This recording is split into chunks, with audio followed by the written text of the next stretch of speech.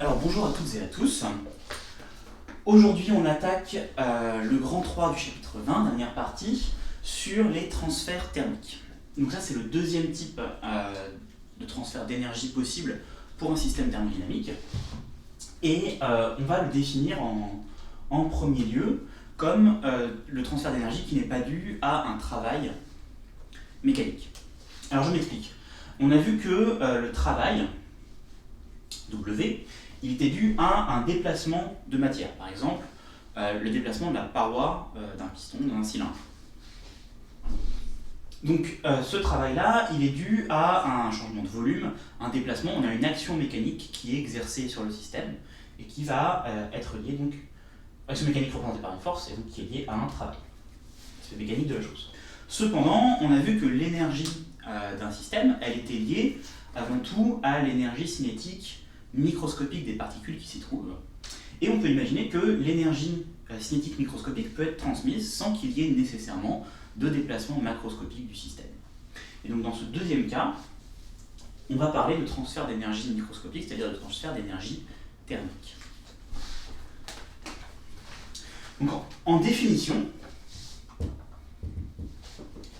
le transfert thermique, c'est-à-dire le transfert d'énergie sous forme thermique, est la quantité d'énergie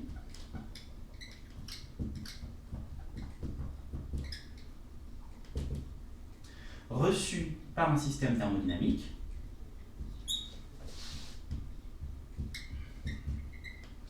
au niveau microscopique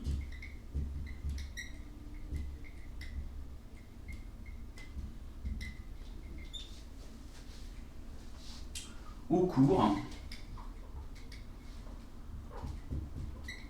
d'une transformation. Donc ce transfert thermique, il est noté avec la lettre Q et il se compte en joules. C'est un transfert d'énergie. Alors quand je veux dire qu'il y a un transfert d'énergie au niveau microscopique, hein, j'insiste bien, ça veut dire que l'énergie interne du système va augmenter sans qu'il y ait d'action mécanique visible. C'est-à-dire qu'on peut imaginer qu'il y a un transfert de quantité de mouvement aux particules du gaz, par exemple, si c'est un gaz, via l'agitation des particules de la paroi. Autrefois, on appelait Q la chaleur, et ce terme reste encore dans certains mots.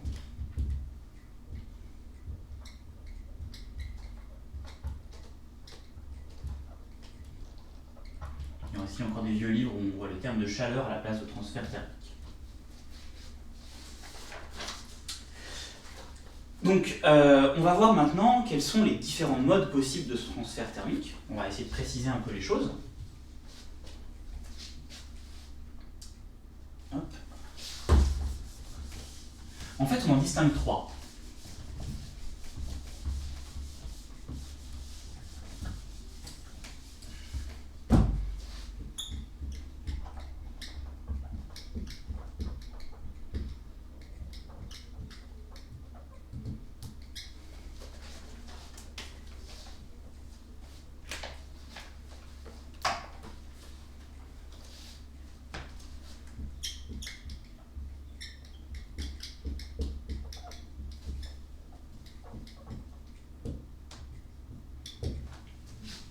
Le premier, c'est la conduction,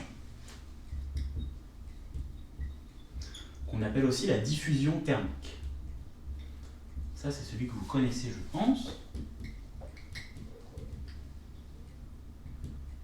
Ça, c'est le type de transfert thermique qui est responsable du fait qu'on va sentir du chaud ou du froid quand on va poser notre main sur un objet. Au niveau microscopique, ce qui se passe, c'est qu'il y a un transfert d'énergie cinétique microscopique.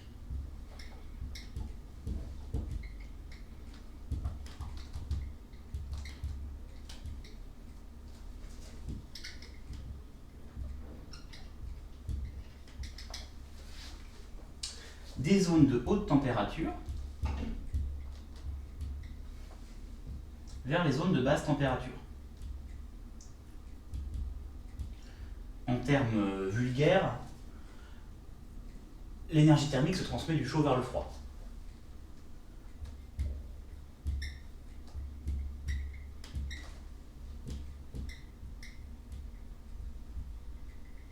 Chaud et froid étant relatifs, bien sûr. Ceci se fait sans transport macroscopique de matière.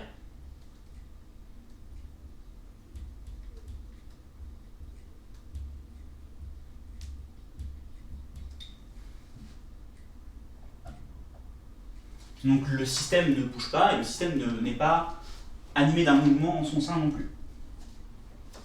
Et donc forcément tout ça, ça tend à homogénéiser le système.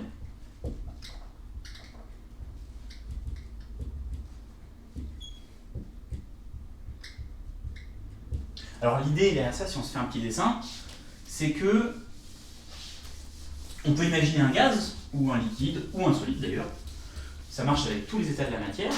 On va avoir un ensemble de particules qui forment dans une enceinte. Comme ça. Et donc, dans un état où on n'est pas à l'équilibre thermique, ces particules vont avoir des vitesses. Elles vont avoir des vitesses. Alors, il peut y avoir des grandes vitesses d'un certain côté. Et puis ici, alors je ne vais pas représenter tout le monde, ici on a des petites vitesses. Alors là, on va plutôt avoir une température importante, ici une température plus petite. La température, on l'a vu, elle est liée à la vitesse des particules. On a vu que la température était liée à la vitesse quadratique moyenne. Maintenant, au bout d'un certain temps,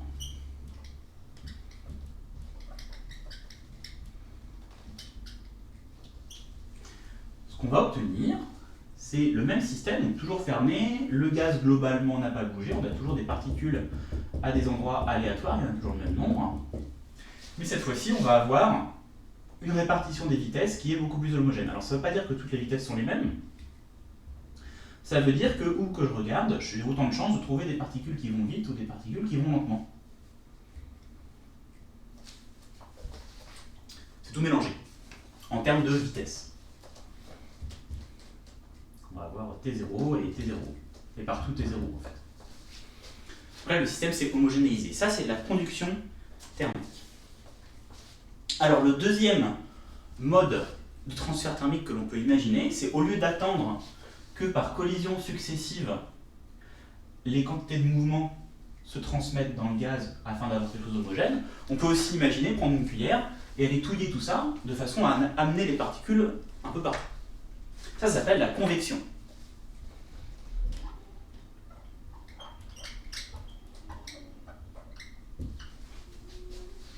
Alors la convection, c'est un transfert thermique par déplacement macroscopique de matière. Alors il faut bien voir la différence avec le travail. Ici, le déplacement de matière se fait au sein même du système. Ça ne veut pas dire que le volume du système va varier. Donc là, on a un transfert thermique par mouvement macroscopique de matière au sein du système.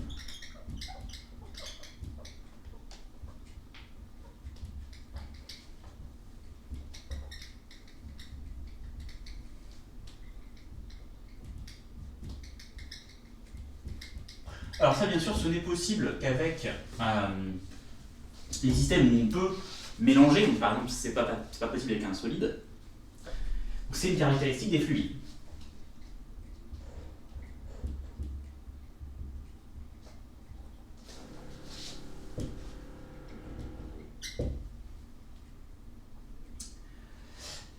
Et donc la matière déplacée, elle va amener avec elle son énergie cinétique microscopique.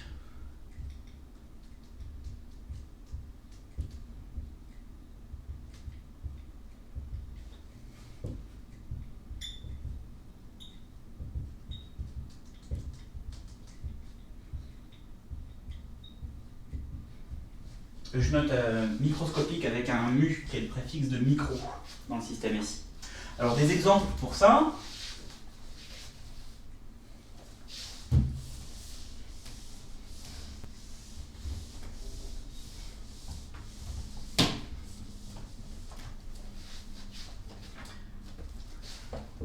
Quand on chauffe une casserole d'eau, casserole de soupe ou n'importe quoi, on va voir apparaître ce qu'on appelle des mouvements de convection. Alors, ceci, même si ça ne bout pas, hein, on va avoir ici de l'eau chaude qui va remonter. Donc ici, l'eau est plus chaude, donc elle est moins dense, légèrement. Du coup, elle remonte par le mécanisme de la poussée d'Archimède. Et ensuite, une fois qu'elle s'est refroidie en haut, elle va redescendre, elle est repoussée par l'eau chaude qui revient du centre de la casserole. Et sinon, mélange manuel.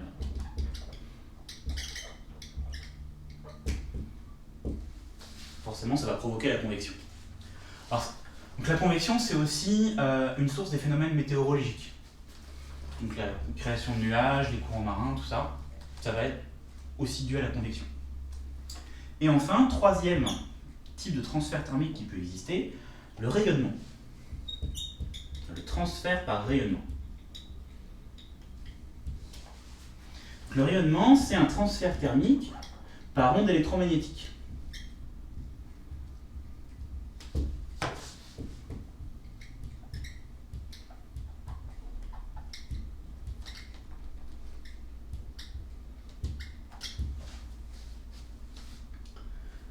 Principalement dans l'infrarouge.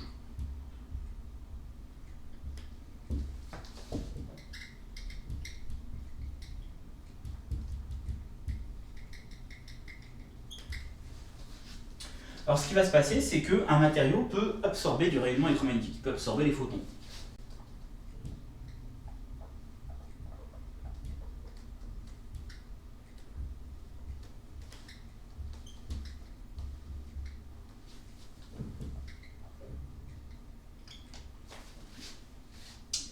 Et donc s'il absorbe les photons, ça va augmenter son énergie, ça va augmenter sa quantité de mouvement global.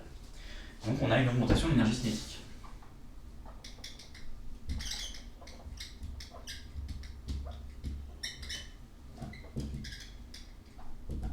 Alors ça, c'est le mode de transfert thermique qu'on a par exemple quand on va à la plage et qu'on a la lumière du soleil sur nous. C'est aussi grâce à ce type de transfert thermique qu'on peut faire fonctionner un four. Les aliments ne sont pas en contact avec la résistance du four. La résistance du four rayonne sur les aliments et les chauffe. Alors, dans un four classique, vous avez aussi l'air du four qui est chaud. Dans un four à micro-ondes, vous avez juste le rayonnement.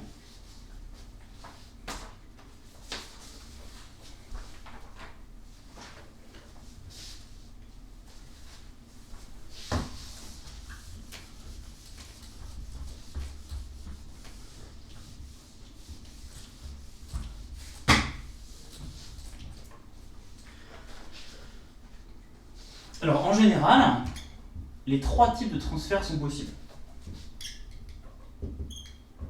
Mais ils ne vont pas tous avoir la même importance tout le temps.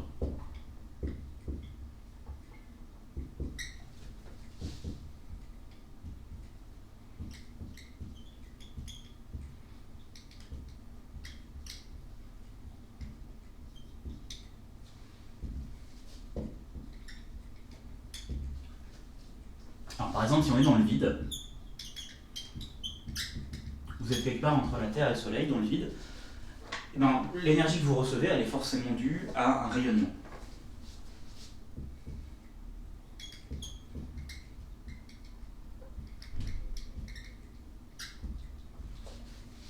Vous ne pouvez pas avoir un contact avec un autre système thermodynamique. Ensuite, il faut savoir que la conduction est un phénomène qui est extrêmement lent.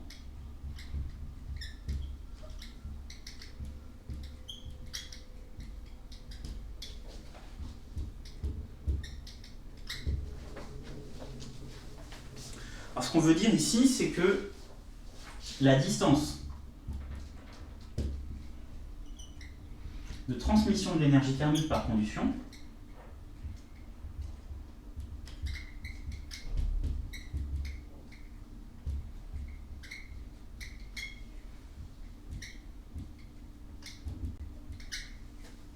pendant un certain temps grand T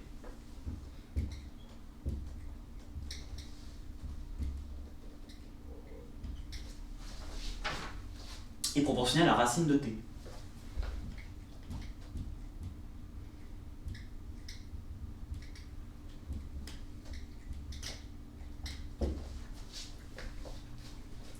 Donc plus vous essayez de conduire l'énergie thermique sur une grande distance, et plus ça prend de temps, et ça prend d'autant plus de temps parce qu'on est en racine. Et donc la distance à laquelle vous pouvez espérer conduire cette énergie thermique, elle varie de façon de plus en plus lente avec le temps. Et enfin, la convection, c'est de très loin le phénomène le plus rapide, mais il n'a lieu que dans les fluides.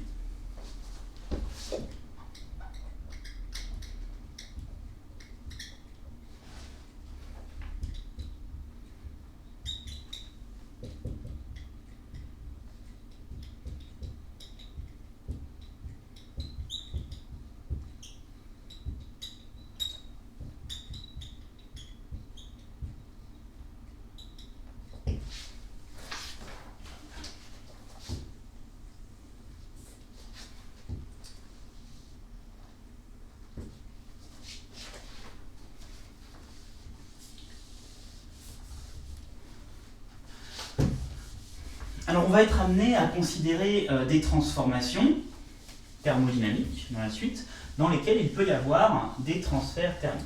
Alors on va se doter d'un petit peu de vocabulaire concernant ces transformations. On va commencer par parler des transformations où il n'y a pas de transfert thermique. Et ça s'appelle les transformations adiabatiques.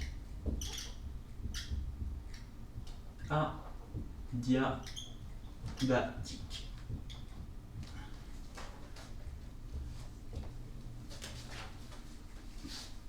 Alors une transformation adiabatique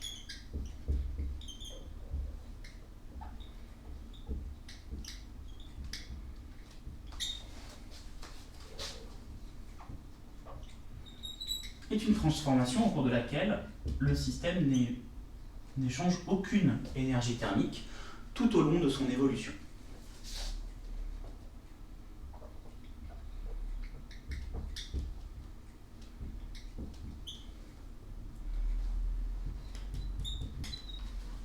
Q égale 0 à tout instant.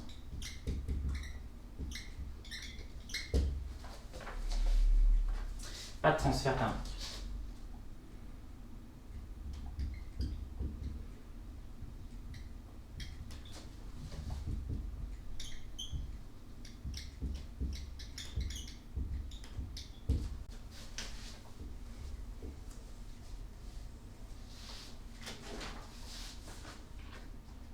Alors il faut bien noter que dans ce cas, le système n'est jamais à l'équilibre thermique avec l'extérieur, puisqu'il ne peut pas échanger d'énergie thermique. Il ne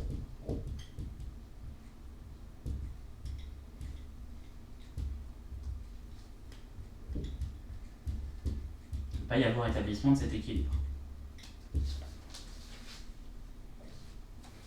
Alors en pratique, qu'est-ce que c'est une transformation adiabatique ? Il y a deux solutions.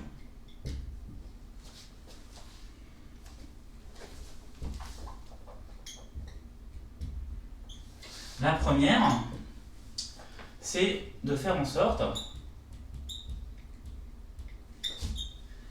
que les parois du système ne laissent pas passer les transferts thermiques.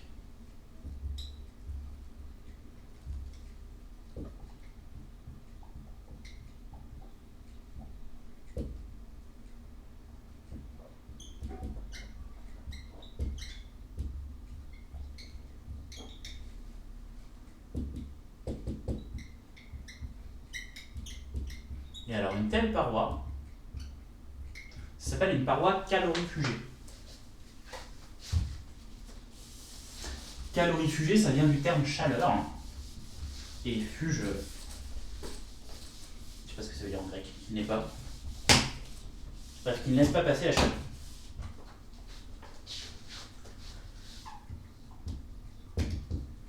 Donc une paroi qui ne permet pas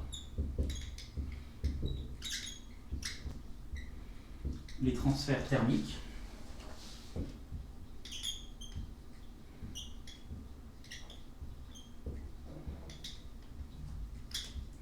est dite calorifugée.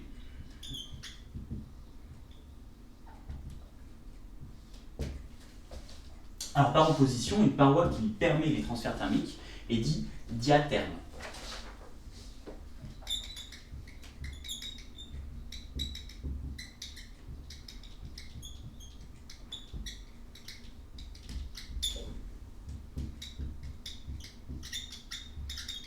Dia qui laisse passer, qui est perméable à terme la température.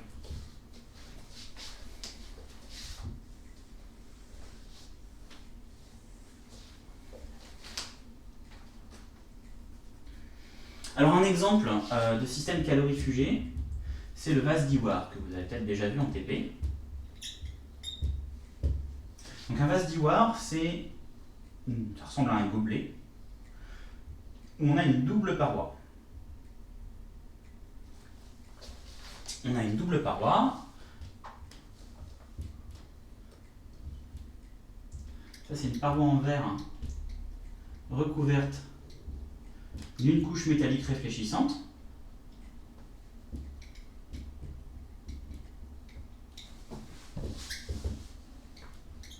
Ça permet de renvoyer les rayonnements. Et ensuite, entre les parois, on a du vide, c'est-à-dire un isolant thermique.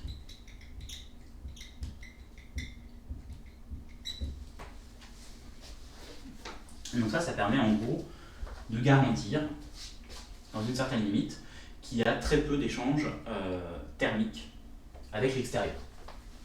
À condition de mettre un couvercle.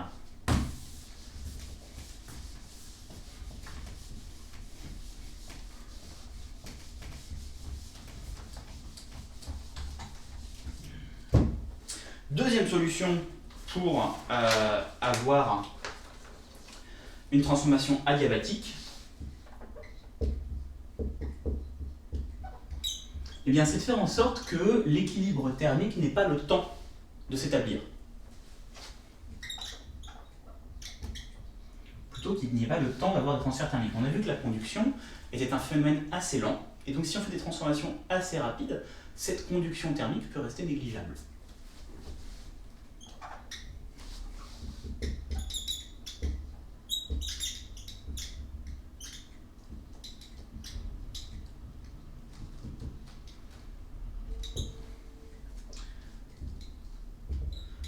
Assez rapide afin que la conduction thermique reste négligeable.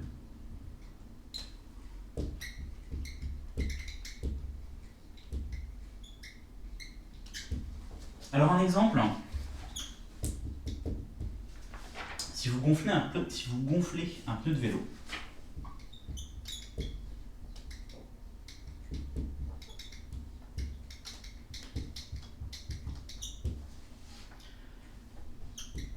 la conduction thermique à travers le caoutchouc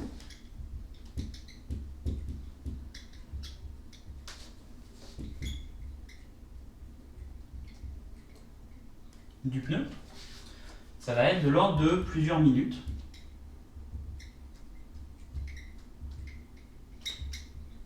Alors que le temps qu'il vous faut pour gonfler un pneu, c'est une dizaine de secondes.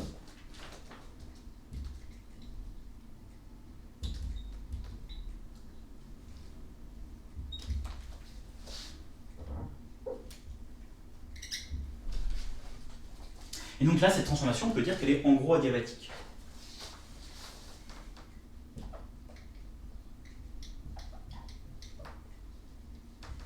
Le temps de la transformation est petit devant le temps du transfert d'énergie thermique par conduction.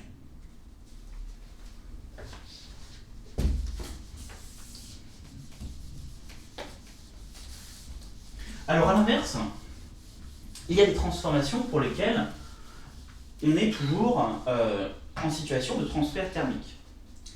Et il y a un cas limite qu'on peut définir, c'est le cas du thermostat.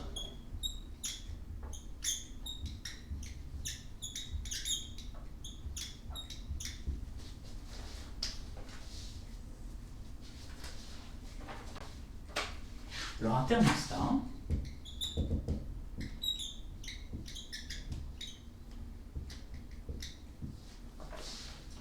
C'est un système thermodynamique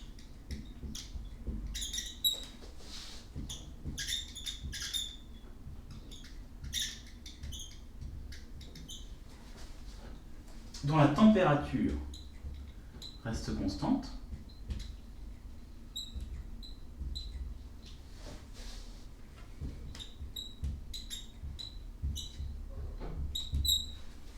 même s'il y a échange d'énergie.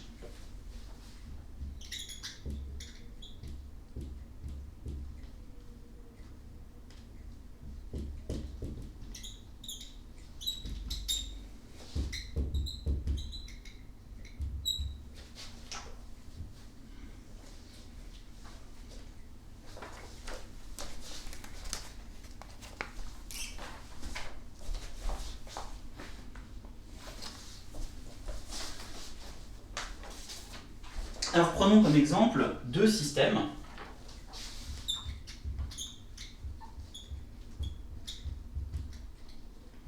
S et S0.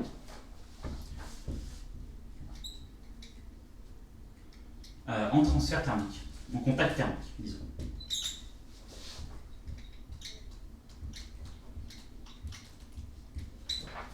Donc je peux les représenter schématiquement comme ça. J'ai un système S, un système S0, et là on a un transfert thermique que je note Q, qui vaut une certaine valeur d'énergie en joules.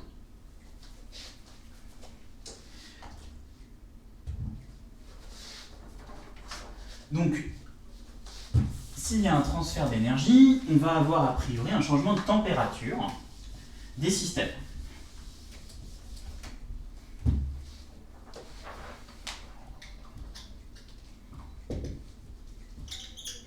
Delta T pour S et delta T0 pour S0. Alors, la relation entre ce transfert d'énergie et la différence de température, elle nous est donnée par la capacité thermique.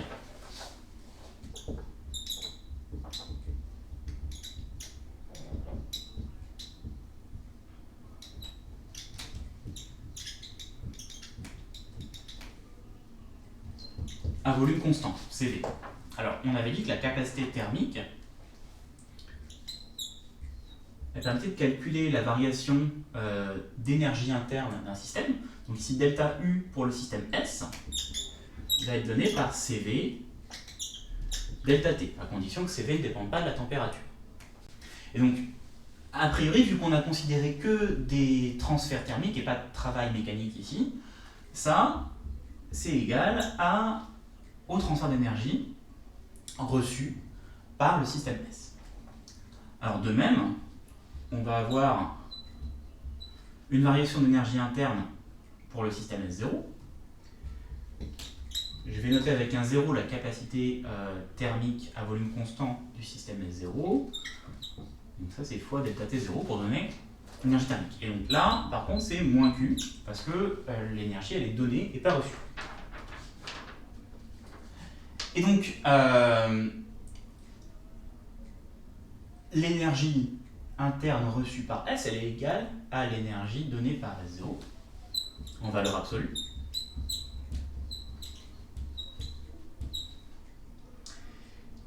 Et donc, on va avoir CV delta T égale CV0 delta T0. Alors, dans le cas général, delta T et delta 0 vont tous les deux varier. Par contre, si on choisit un cas tel que CV est très petit devant CV0, ça veut dire que le corps S0 il va avoir une capacité thermique à volume constant très très grande devant celle du système S. Alors ça c'est possible par exemple avec un système beaucoup plus grand. Plus le système est grand et plus il peut emmagasiner d'énergie. Alors si on a ça, on voit que delta T0 est égal à CV sur CV0 delta T. Et donc ça, c'est très petit devant delta T. Et donc, S0 plus sa capacité thermique à volume constant est grande devant celle de S, et moins sa température va varier pour un même transfert d'énergie. Et donc là, dans ce cas-ci, S0 peut être considéré comme un thermostat pour S dans cette transformation.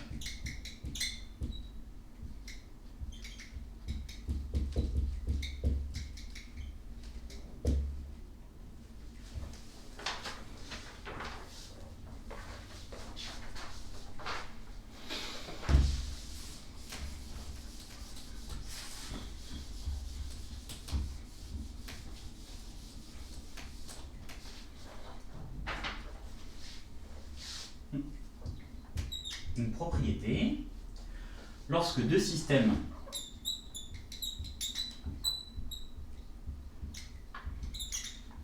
en contact thermique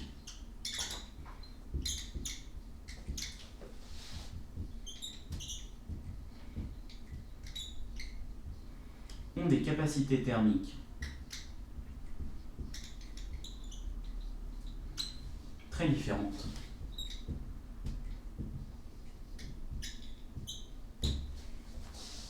le système ayant la plus grande capacité peut être considéré comme un thermostat.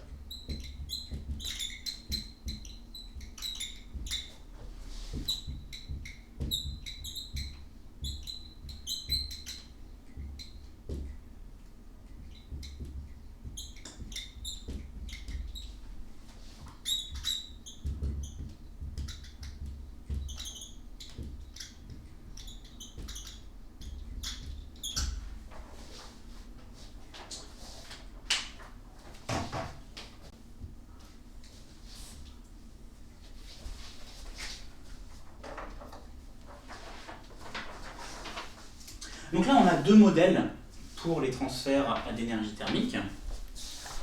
On a le modèle de la transformation adiabatique et le modèle de la transformation en contact avec un thermostat. Et donc une question qu'on peut se poser, c'est par quelle transformation modéliser une transformation réelle, transformation adiabatique ou transformation isotherme.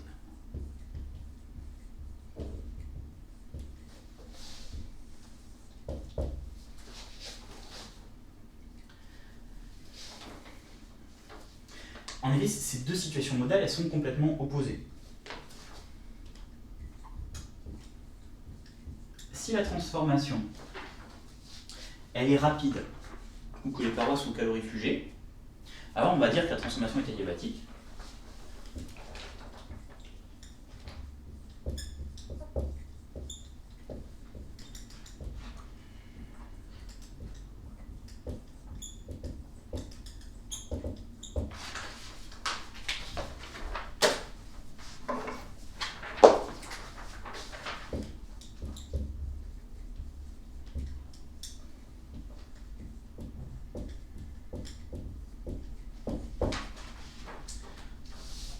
A l'inverse, si la transformation est lente, voire quasi statique, et que le système est en contact avec un thermostat,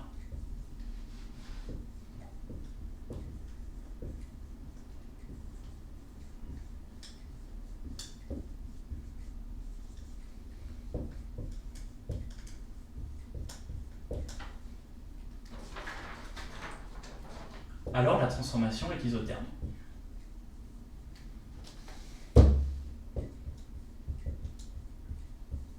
Donc deux cas modèles, deux cas limites pour analyser les transformations où il y a ou pas transfert thermique.